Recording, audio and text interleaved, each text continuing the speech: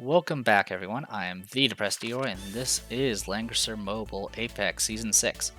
This is after the end of the previous match in the previous video. I didn't actually go on a losing streak for once. And this is actually on the next day in the late evening. I did these on the last time slot on Sunday. And yeah, it's I needed this. This day, man. Anyway, I actually been pretty worn out this weekend simply because I did Pathfinder and we did a very long extended session, and I had to deal with a lot of troubleshooting of various bugs and other nonsense for work, and I've been rather busy. So anyway, let's dive into this. So my opponent has an SP Freya, which is awesome because SP Freya is cool. No juggler, so props to this guy for not taking juggler. 3 tanks. So SP Freya, Amelia, and Alandius. Lots of AoE. In fact, pretty much all AoE. I mean, technically, some of these characters have single target, blah blah blah. But these characters are used for AoE. The only one that's not used for AoE is Luna here. And then of course 4 healers. One of them being Rose and CL. Resident Seals, like I mentioned before, is not a big deal for me because I'm not AoE. I don't spec for the meta, or I'm not spec for AoE debuff. So yeah, they banned my Celestial for this map. I mean, Celestial can do some stuff, but she's not as king here. Went straight for Bozel. They did have 3 tanks here, so I actually used this opportunity to go ahead and ban their Landius because I was like, well, if you're gonna play that game, I'm fine. I'm completely fine with dealing with SP Freya and Amelia. Landius is just pain because his aura just debuffs everything anyway, or debuffs range damage. So yeah, good stuff here. Oh yeah, I guess for my opening ban, I think I went with Rian, and then of course I banned their other AOE. Obviously going for physical AOE first. Went and took SP Freya. So I actually, even though Albedo wasn't banned, I actually started taking SP Freya instead. This would ensure that I have buff coverage, and against my opponent's all AoE. Albedo doesn't do anything against AoE. Like, she's really good at tanking strikes and stuff, and she has counterattacks, but against actual AoE, I mean, the only thing she's got going for her is the self res. So in this particular matchup, I might as well take SP Freya. She'll be just as effective as far as tanking is concerned, and she can actually do a faction buff. She also has the ability to do AoE fixed damage, or line fixed damage, essentially. My opponent took SP Freya. The other reason why I was safe to go ahead and ban Landius is he went with 3 tanks. And so if I ban Landius, it ensures that they only have 2 tanks left and they have to pick a tank next. So then I can safely go ahead and ban 2 more AoE that I want to get rid of. I got rid of old Landius because I don't want to deal with this stupid terrain stuff, and I didn't want to deal with Langrisser's terrain stuff, so I banned both of them. Took Angelina because I wanted to make sure I have the ability to push their tank around. Since my opponent's all casters at this point, Angelina is more than strong enough to kill these types of things. Looks like they banned some of my AoE and legs at this point. I was not that concerned because against SP Freya, I was pretty confident that I would be able to take her out with young Jessica from range. They banned more of my legs and AoE, nothing too surprising. I of course was banning all their AoE and extra legs as well. Pretty much left her with additional tank and a bunch of healing. At this point, I also took Sophia just to be able to heal, be able to buff Angelina, and they left me with Albedo and Liana. I'm player 2 here, so Liana is actually a really good pick here, and they took Sophia, which I wasn't concerned about Sophia because they have plenty of faction buffs, so it doesn't really matter about their extra buffs there. And since my primary form of attack is going to be magic, I wasn't too worried about the extra 30% defense. So went ahead and moved in. I'm already pushing in pretty aggressively. I was counting steps. I was a little concerned about extra mobility, but there's not much I can do to counter that, so I was just basing this off of regular movement. So here, she can get to here, and well, I guess I should go over my opponents. Stefaniel faction buff, Heaven Station Demolish. That's a standard kit there. Standard kit Bozel AoE damage with the faction buff. Sophia is standard. Rosenseal is pure heal crystals. And then Freya is she actually went no faction buff and went Iron Rose because she doesn't need a faction buff because she has Shafaniel. So Iron Rose does debuff defense, but it does make it so she takes 20% less magic damage, which is adorable. But since Phalanx have very little magic defense to begin with, and her magic defense is decent, but it's not going to be... You'll see what'll happen. But yeah, so essentially, just now really getting outside of Heaven's Sanction range, but Demolish is easy enough to get out of range of. That position here is outside of Demolish range. Anyway, so see Shafaniel move up, so I was like, okay, I'm good. I was still concerned about Bozel, because if he moves first next round, he can potentially do things, but he actually buffed in place here. So that actually gave up a lot of the map to me. So I was like, perfect, I can just safely move in. And remember, I have an Act Again on my side, so I was like, alright, well, they're going to buff themselves, it doesn't matter. The crystal barriers don't matter to me, because I don't care about debuffs. It looks like my opponent kind of read the situation, and was like, you know what, we're going to move Sophia back, that way if any pushing does happen, it'll push everyone together. So that's kind of the situation here, is I can get here, and I can play around with the AoE and get an extra action, but it's going to push everyone together, and that's just not going to help me. Not only that, but moving in right now and doing the AoE would actually trigger Blossoming Rose and do damage to Angelina, which will make her weaker. So, pretty rough here. Oh, I didn't even talk about my stuff. I mean, most of the stuff is pretty much the same. The only big difference here is I didn't go single target heal with Liana because I already have a single target healer, and instead I took Sky Archers just in case Bozel got out of control. So Roselash is actually in range here, has 6 range, so it doesn't do much physical damage, but then the fixed damage triggers, and it just, yeah, as you can see, it does a little bit. She's a tank. What do you expect? So I did get a passive heal on Angelina here, which is actually really helpful, and went ahead and took this opportunity to go ahead and push in. So I went after the Bozel. Yeah, so in hindsight, let's take a step back here. So what I could have done instead is I could have done my AoE here. I would not have gotten hit with Blossoming Rose. Would have hit 3 targets still, and it would have pushed Freya and Bozel back, and then left me with Shafaniel. And Shafaniel would have been an easier kill than Bozel. And Bozel has already acted this turn, so yeah, I think it would. I didn't play this particularly well. I should have went for Shafaniel. I think I misread. I think I just didn't see that opening there. So as you can see, I was trying to go after the Bozel. So I take some fixed damage, but I have the passive heal buff, so she's at least going to heal that. Everyone gets pushed back. I did trigger the stun, but of course they have crystal barriers up, so it doesn't matter. Bozel's immune to fixed damage, so this actually makes him very, very durable. So I didn't actually do enough damage to kill here. But I did push him away, so I did something. But since Freya has already acted, Bozel can't be protected. So I went ahead and passed turn here, triggered my her Divine Resurgence, and moved.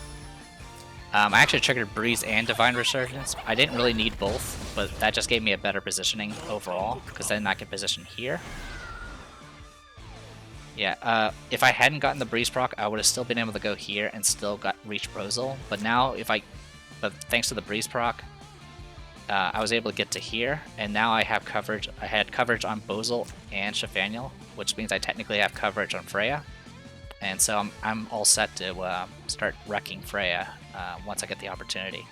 And since now I have the numbers advantage, I can actually use that to ensure that I let their healers pass and then just double strike Freya with Act Agains. So good stuff there. We got Restoration, nothing big here. I think my opponent kind of recognizes the situation here.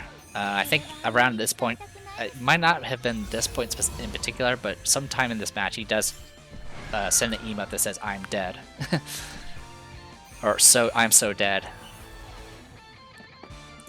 So my opponent kind of knows what's going on here. So went ahead and just some little extra healing. I got a Gale proc. I didn't really need it, but I just did it anyway. So Demolish here. Takes out the Sky Archer, not a big deal. So when... Okay, yeah, this is... Okay, I remember now. So when I fell back, my opponent was like, yeah, I'm dead. Because there's nothing you can... It's a bunch of 3 mobilities, and I'm just going to hit over and over again with Jessica here. At this point, I have 4 units. Essentially, I'm going to use 2 of those units to cycle through their healer's turns, and then I'm going to nuke Freya with young Jessica, and then act again and nuke her again. So, yeah. And at that point, there'll be nothing left.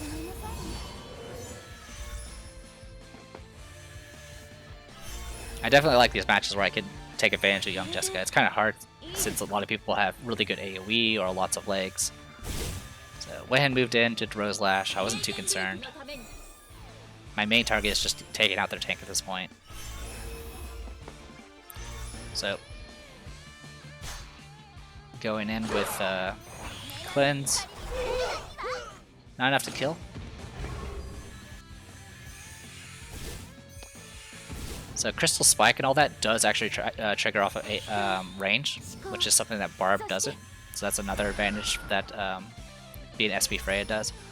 So I get to act again. My Fireball's off cooldown at this point. Even with the healing from Crystal, the Crystal buffs, it's just she can't take two of them. It's just not happening. And that's when my opponent gave up. All right. So like I said, pretty cool fight. Obviously my opponent had no mobility, and that's what I took advantage of. All right. Drinking some water. All right, so my opponent opened with banning my Zerida. We're on the Broken Cliffs map. I like this map. It's a little narrow in the middle, especially, but it's not as ridiculous as the Sky map for one. So it's kind of neat. I kind of like the setup.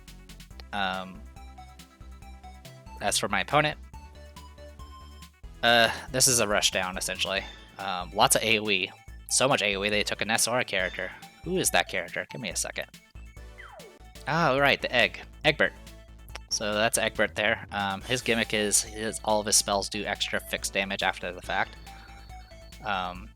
It's actually pretty nasty, especially for AoE. Yeah, as you can see, AoE, AoE, AoE, AoE, AoE, AoE, AoE, and then assassins. Or strikers, essentially.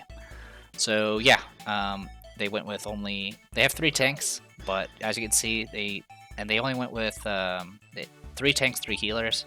Their focus here is purely on getting rid of, getting set up for a rushdown.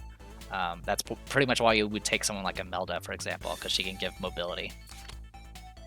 In any case, I needed to get rid of the AoE anyway, so let's get rid of Juggler. I take Freya. Because again, I could see the boxes. My opponent is all AoE. There's no point in taking Albedo. They, of course, went straight for my legs. They take Zerida. I was like, alright, I need to get rid of your physical and get rid of Illustrial. Illustrial can actually get a little bit of mobility from the train here, so I did not want to deal with any of the guard bypassing. I went ahead and immediately grabbed Sherlinka because I needed to ensure that I had at least one person that could guard bypass if necessary. They went ahead and went for my act again and my AoE. They picked Rian. At this point, I was like, alright, you want to play ball? I'll ban the rest of your tanks. And take Rosalia. So now I ensure that I have some legs that can strike, and they don't have a tank for it. They go after more of my my mobility support as well as anyone that can move again, essentially. They take Imelda, so I was like, alright, I know what Melda's for. She's going to buff somebody's mobility and then have them rush to do extra damage. I went ahead and banned the rest, more of their AoE. I take Sophia at this point because I needed somebody to buff Sherlinka. They went ahead and banned AoE and mobility and left me with young Jessica, essentially. They took Gizzard off. I was like, okay, I'm going to go ahead and ban your legs and any additional AoE and leave you with an Act Again. Leaving it with the Act Again was a bit risky, but it's a situation now that they only have 3 DPSers and 2 healers. So nothing new with young Jessica or Sophia. Shrlinka is the same, Freya's the same, Rosalia is the same. Our opponents, Gizarov with Lobster Behemoths, because they're relatively tanky. Standard kit, faction buff with Summon and 3-cost skill to go with Summon. Rian here, he went with Autumn Leafcutter. Actually, that's probably normal. Oh no, he went Autumn Leafcutter, and no, he didn't bring a transformation skill. He's just going to rely on somebody dying and triggering his transformation for him. Imelda here is set up as a healer. Got Queen Whip, which essentially does a raw increase to all attack skills and crit stuff, and also applies a mobility increase. Liana here, all about Act Again essentially. And then Zerda here went with no faction buff, and took an additional killing blow. And essentially Gizarov here is going to be able to buff both Rian and Zerda. Alright, so I usually complain about luck, and at this point I was like, alright, let's see how lucky I am. I went straight down, buffed up Shrlinka, Tenuous Headdress is going to proc, and I get mobility on Rosalia. So for once it's on my side. I admit this is on my side, it's definitely RNG here. So this is my coverage now with +3 movement. Now, a stupid thing I did is I didn't really check to see. I sometimes forget how much mobility costs are for cavalry, because I usually don't use that much cavalry in my kit. I usually use flyers. Forest, I wasn't sure if it was 2 mobility or 3 for cavalry. And apparently it's 3. So I'm gonna make a pretty risky blunder here.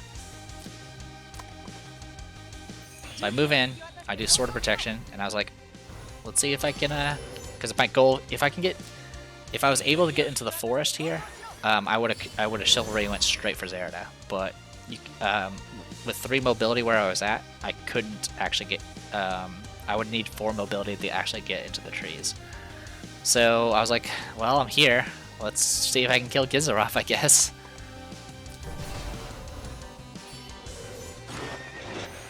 So Gizarov's faction buff, Swan Song, essentially will make it so every time a person with that faction buff dies, it will reduce everyone else's cooldown by 1. So he dies, he's going to come back as one of his summons that's fully decked out, and of course I trigger Ogre Transformation. I fell back as much as I could, but I'm in kill range. It's very obvious. My opponent has Liana, so the only reason I was still holding back at this point, because yes, I know Zerda can easily get Act Again and immediately kill Rosalia, but what I was concerned about was Imelda doing Queen's Whip on Rian, having him move up and just AoE things. With his 5 movement, it will go up to 7. That'll give him all the way to here. And his AoEs can kind of go 4 range now because he's transformed, I think. So he can go all the way to here and just hit everything. So with that in mind, I had to kind of hang back a bit. And yeah, so I had to keep that in mind. Anyway, I did get a Breeze proc, which I'm thankful for. That kind of gives me a little additional... it gives me a little bit to play around with here. So if my opponent does decide to rush with Rian, that is an option. So I go ahead and go into AoE range with Freya. I'm not too concerned about Freya dying at this point.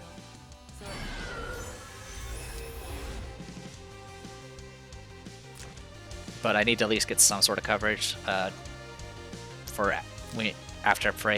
Zerda is done with her craziness. So yeah, the coverage here is also something I have to take into account. I was also concerned about them potentially buffing Zerda and Zerda going after a different target. So I went super aggressive with Shrlinka here and just teleported to here. This was going to kind of hinder Rian a little bit as far as mobility is concerned. Not really too much, but a little bit. Also, I kind of just had her there as a target. Because she could self-res, she could soak a lot of hits. And with the formation, I don't really need to worry about attack anyone that's adjacent. So there's the AoE. I had Chivalry up, so that protected me from most of the debuff nonsense. Freya got wrecked a little bit, and of course Shalinka is in her situation.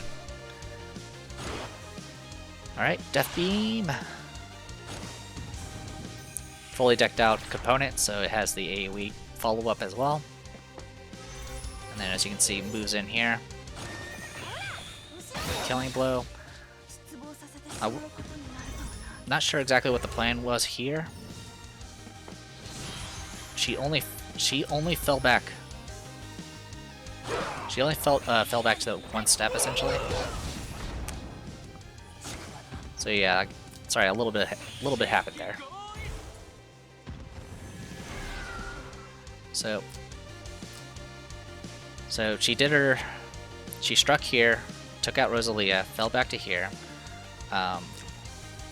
Thanks to Shalinka, this actually ensured that she didn't get hide and seek, so her mobility is super down right now. And potentially she's in kill range. Thanks to Breeze procking, I can get to here and go 1, 2, 3, 4, 5, 6 and kill Zerida.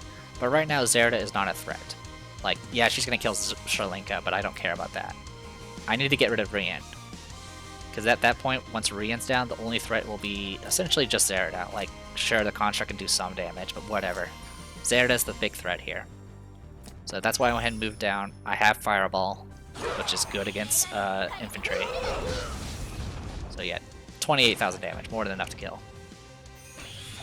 And if I didn't kill Rian, he would have AoE'd me again and again and again until I died. Alright, Killing Blow. So now she's going to self-res and go to sleep for a bit. Alright, Hide and Seek does proc this time, since Shalinka went to sleep and was no longer adding threat range. Didn't have much else to do here at this point, so I went and activated Guard. I had to make sure I had Guard on at least some characters, because Zerida can still do some damage even with regular attack, but she can't bypass Guard right now.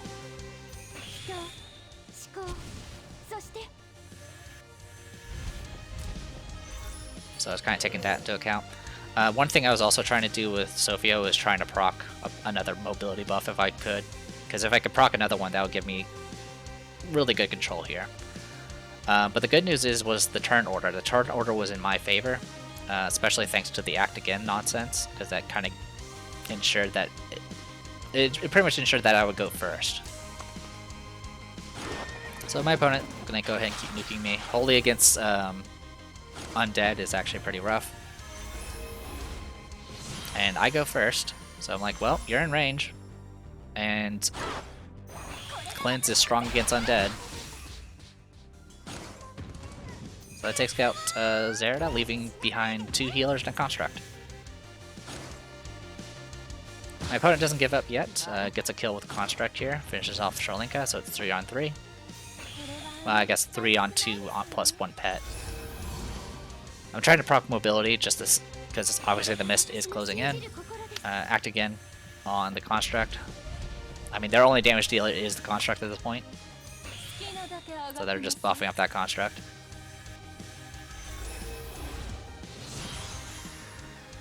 I was like, oh, I'll shift up, go ahead and let myself get hit. Immune to fixed damage, of all things, so Blossoming Rose doesn't do anything, not a big deal.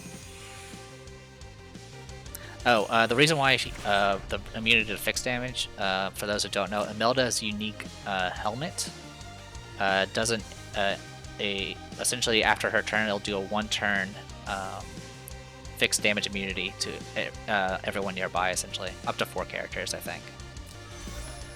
So went ahead and use this opportunity to go ahead and just cast from range and wipe out the machine. So, it's going to do self-destruction, but it's not enough to actually get a kill in, and at that point my opponent couldn't do anything. Pretty much the only thing, one thought I had was my opponent was hoping that I would make a mistake and leave myself in a situation where I'll get young Jessica killed because of the mist. But at this point, since the only thing that was left was just the healers, I was more than willing to drop the siege mode and just get my mobility back if I needed it. any case, really fun fight. Pretty happy with it. I after the rough day that was Saturday for me, I've been thinking really hard about how to adapt to the meta, because unfortunately I don't have very many things that counter heals, counter AoE, and so I have to take that into account with my picks. In my previous matches, I was kind of defaulting to Albedo because I wanted to use her, but Albedo does not do well in certain situations, and Freya is kind of a better pick in situations where I need to deal with AoE. Alright, so the nice thing about being at silver rank is pretty much every win gets you at least 30 rank points, and you only need 100 rank points to go up a rank, essentially. And so usually you're probably going to have around, when you rank up, you'll usually probably be 10 points into the next rank anyway. Or if you happen to be getting a winning streak, you can definitely get yourself in a situation where you only need 3 wins to get to gold 1. Or sorry, gold 3. So in this situation, since I've had 3 wins in a row, this match, if I win, will get me to gold 3. So, with that in mind, my opponent went ahead and banned my Zerida. This is Windy Outpost, so there's some key things you'll need to take into account here. But first, our opponent, AoE and Assassins. That's kind of the theme here. High mobility Elwyn, they got Yusuke, but they didn't go as crazy with AoEs, but you could definitely see there's a lot of Assassins here. They do have Juggler, so I need to get rid of him first. I just don't have any option for that. I went ahead and took SP Freya. This was a little risky because there's a lot of single target, but I needed this. The main reason I picked SP Freya is because of my second pick, which I was hoping that my opponent would let me have, which they did. They did ban my legs, some of my legs though, which is a bit annoying. I could have used Rosalia. They took Landius for their tank. At this point, I got rid of physical AoE. I was very torn here. It was either to go for physical AoE, go Ares and deal with 1 assassin, or go for both assassins. But since they let me have Illustrial, my theory here was like I can lock down Zerida pretty easily, and I could probably take on Omega. That was my thinking. So I was like, let's get rid of their AoE then. I'll take Illustrial. I already have a faction buff.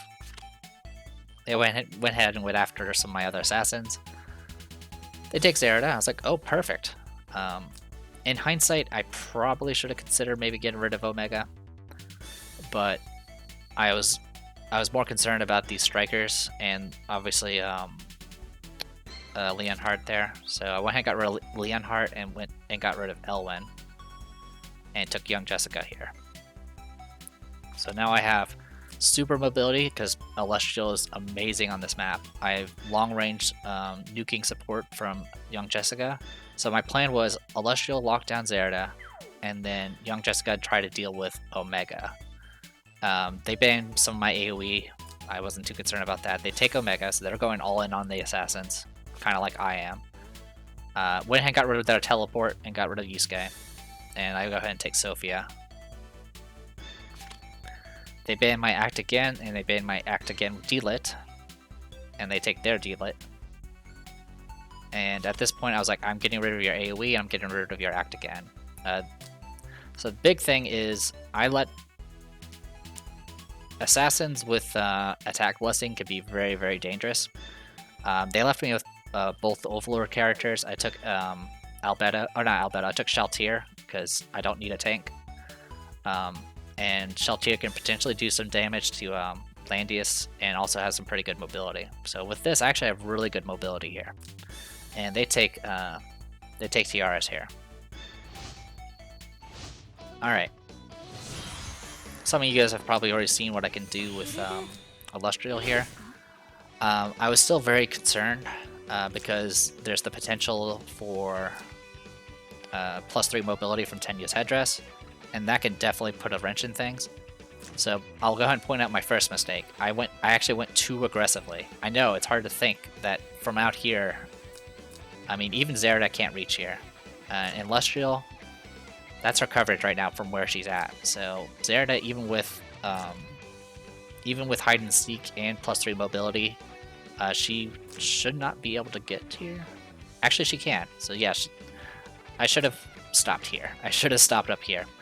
The other issue is Omega. He has 3 range because he has Ullr's Bow. He does have the ability to do Cold Blood, so he can move an additional 2. That'll put him here. There's also D-Lit here, who went Accelerated Aid, which is it gives 1 friendly unit within 1 tile plus 1 mobility. So with that would put him here, Cold Blood, and that's in kill range of Freya. And the annoying thing about Omega is, depending on how badly your skill is compared to his, you can actually attack your hero directly. So yeah, this is going to get messy very quickly. Landius is going to go ahead and open with just a guard buff. I went ahead and moved in. At this, I was kind of treating Sheltier as a kind of a bait at this point. So hide and seek.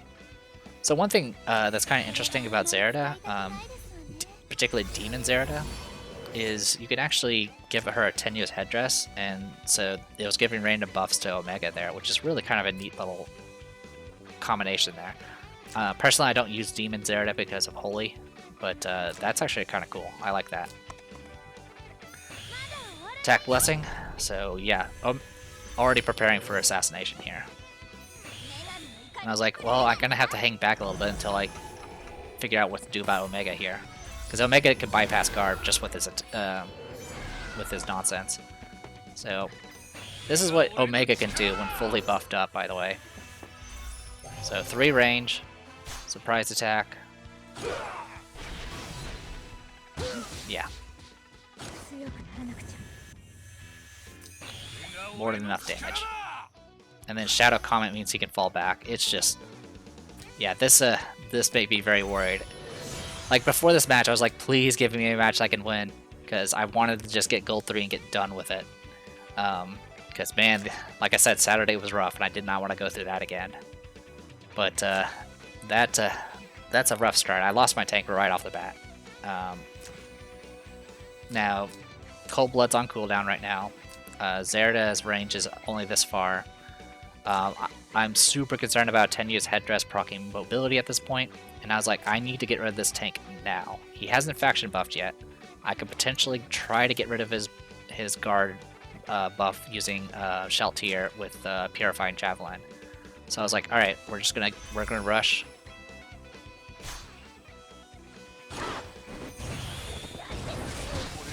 Now, one thing I did not expect was I did not expect to actually get a kill off here, but Landius didn't have a faction buff up, so his defenses were not that great. So I killed him, got rid of his self res. I do get Curse of Wounding from Purified Javelin, so he has 1 turn of anti-heal or heal reversal. I didn't get rid of his guard buff, unfortunately, but that gave me something to work with. Because if I can get rid of his guard, we might be able to do something. Because Illustrial can get to where she needs to be to strike, but everywhere she goes, where she tries to go after Omega, Zerd is there to clean up. So yeah, attack Blessing. It's gonna go ahead and attack her. It actually didn't attack her directly, but it still did enough damage. She didn't have the physical damage bubble anymore because it got used up against Landius. And I was like, well, I need to get rid of Landius. I can attack from 3 range. Thorns is not going to matter.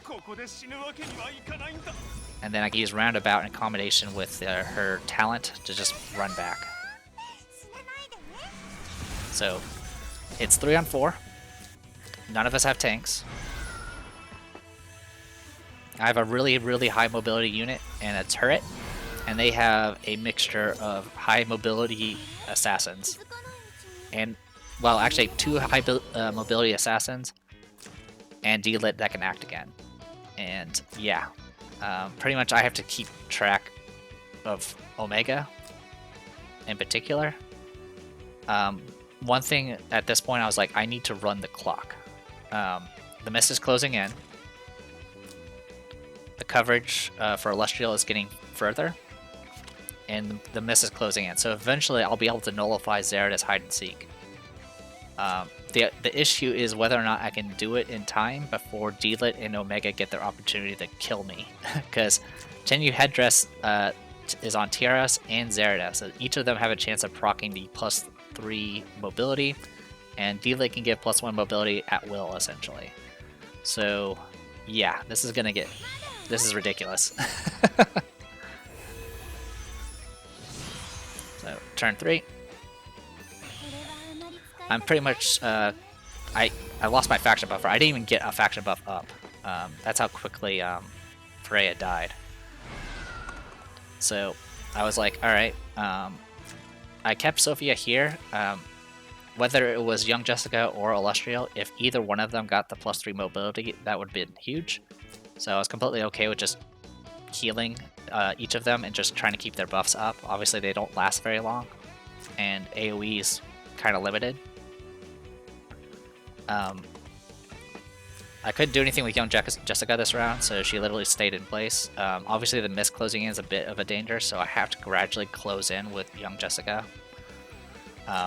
And then here, you can see the coverage. The mist close in. I didn't even move yet. Oh, actually I did. I moved up a step. And so the only place that Zerida could have gone and kept her hide and seek is right here. After that, she's not going to be able to get hide and seek anymore. See miracles. This is going to force her act again to proc. And then she's just going to move in there. Alright. So yeah, you can see the coverage is still huge. Yeah. So while time is running out for my opponent, it's also running out for me, because I have to gradually get myself closer.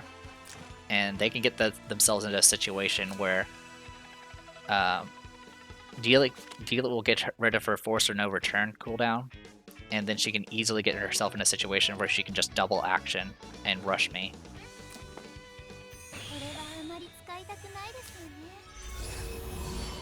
I should have AoE healed at some point, but I don't know, I just completely forgot about it. So that was a bit of poor luck here. It did proc the breeze proc here. So with that, she can go to here, and then go 1, 2, 3. So not quite far enough. But in the case of this, Omega is in range to go ahead and kill. I've already used my act again, so I can't do anything with Young Jessica. So I have no choice but to kill Omega this next round, which means, yeah, it is what it is. I'm not going to be able to do anything else about it. And pretty much I have to make a trade at that point. I'll have to kill with Illustrial, fall back as far as I can. Deal is going to kill Illustrial, and then it's going to be essentially 2-on-3 again. In fact, Zerida even moved up. So at this point, I have to do something. Zerida's out of range. Hide and seek is a thing, so it is what it is.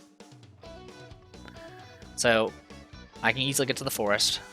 I can turn 2 of his debuffs or buffs into debuffs, and hope that my archers kill his assassins before they murder me. And that's kind of it. So we're gonna go ahead and do that. I do get a bunch of bonuses for moving a bunch. Jade Storm. Alright, managed to get the kill. Get healed up a bit. I can only move about a couple steps, so I just moved to here. Alright. So, use the act again to go ahead and get +1 mobility on Zerida, and then went and killed my Illustrial. So that actually puts Young Jessica in range of Zerida here. And Zerida doesn't have her attack buff up, but she does have cleanse. So at this point, my opponent had to, I mean, she could have tried to stay in place and hope for the best. I'm trying to think here. Yeah, I think what my opponent should have done, after getting the kill, she should have moved up. Yeah, she should have moved up, because when that happens, I would have to kill Zerida, because Zerida would kill Young Jessica. Would she? Yeah. If she had moved up with D-Lit, I would have to kill Zerida at that turn, because I don't have any way of blocking Zerida, and Zerida would have killed Young Jessica. and then after that, it would be her turn, which would be TRS, and then it'll be my turn as Sophia, and then it'll be it'll be my opponent's turn first in the next round, and D-Lit would be able to go in and try to kill young Jessica. Yeah, and there's a pretty good chance that D-Lit... Well, actually, she already burned her Spirit Dancer, so there's a chance that she could have potentially survived the magic damage. But falling back like this, with the act again on cooldown, it actually ensured that I was completely safe on killing off Zerida here. So that's what I did. I was like, alright, well, cleanse, extra damage gets undead. I think Last Rites only works against physical to begin with. Alright. Yeah, and essentially at this point, the only buffs that D-Lit can get are from Tenya's headdress. And then for just, I guess, a really cruel twist of the knife here is I did actually finally proc the +3 mobility.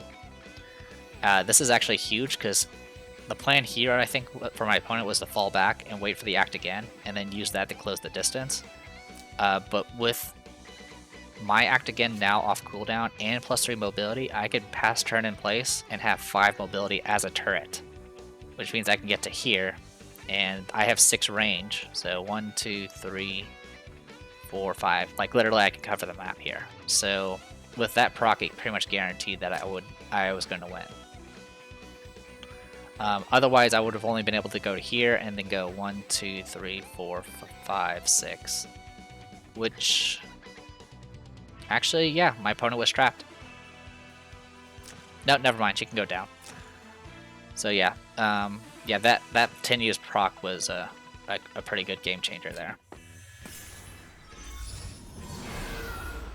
So with this, I pass turn, move up.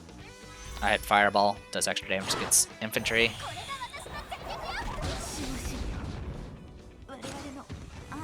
And that's it. Whew, that was a crazy match. Yeah, if I hadn't moved Freya so far forward, it probably... I mean, to be honest, Freya was kind of just there. But still having an extra body around would have been nice. But that did get me gold 3. And then obviously my ranking is abysmal. It's like 603. Yeah, it is. My win rate's 48%, which it went up a bit because of the 4-win winning streak I got going on. And then it got me my season reward, which is a Letitia skin, which I haven't applied yet. Let's see, Letitia, there you are. Third from the bottom. So yeah, if I go here, you can get this. Personally, I don't really have much care for it, but it's a skin for Letitia, so there you go. Like I said, the RNG was getting pretty ridiculous, like the clock procs and the breezes, and honestly, it's bad even when it happens in my favor.